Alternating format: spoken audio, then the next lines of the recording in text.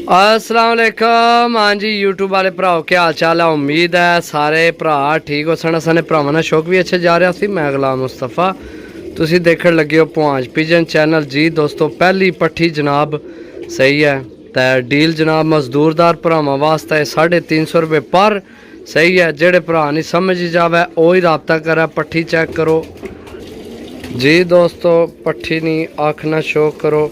पट्ठी छोड़ के भरावां की चेक करा सा जनाब 350 रुपये पर नहीं डील लगाई है जनाब 350 नहीं। जी दोस्तों दूसरी पट्ठी जनाब सियालकोटी जौन सिरिया बिचू बनी है सही है माशाल्लाह। चीज़ चेक करो तो 350 नहीं डील है। वीडियो मुकम्मल देख के तो फिर रबता करना। एक ही कबूतर चेक करके तो फिर लेना सही है। बाकी जनाब पट्ठी छोड़ के भरावां की चेक करा सा। पट्ठी चेक करो जनाब सही है। दो पट्ठियाँ हो गई ने, दो पट्ठियाँ सही है चेक करो जी दोस्तों माशाल्लाह। पिपलां वाला जनाब पीस सही है। कन्फर्म नहीं मेरा ख्याल है मादी है भी तो आखना शो कराने इसनी ना।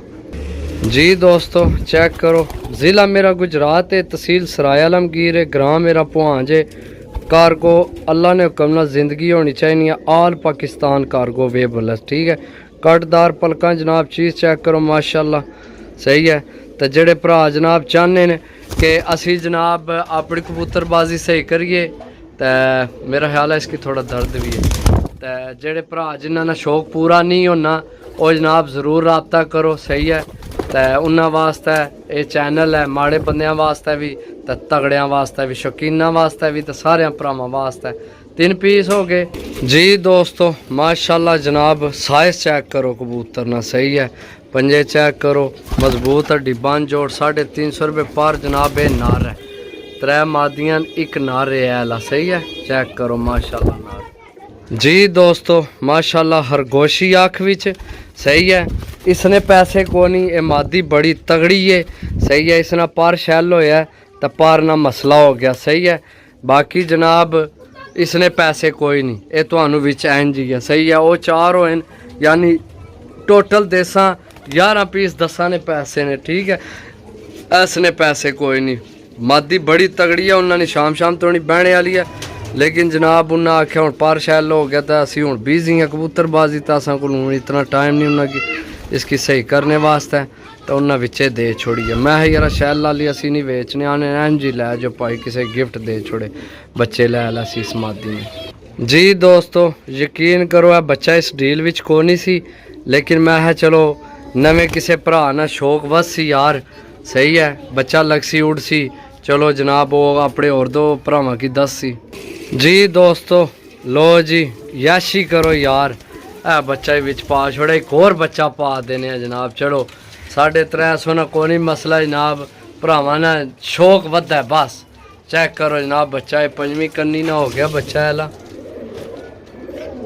जी दोस्तों चेक करो बच्चा यार। लवो याशियाँ करो आज 350 विच है। नवे भरावां वास्ते तो शौक वधाण वास्ते जनाब डील लगाई है सही है चेक करो जनाब। लो जी दोस्तों माशाल्लाह मादी चेक करो सही है। चीज़ चेक करो जनाब कमाल है यार कमाल कमाल कमाल कमाल कमाल। चेक करो चैनल की बस सब्सक्राइब करो बस और कुछ भी नहीं।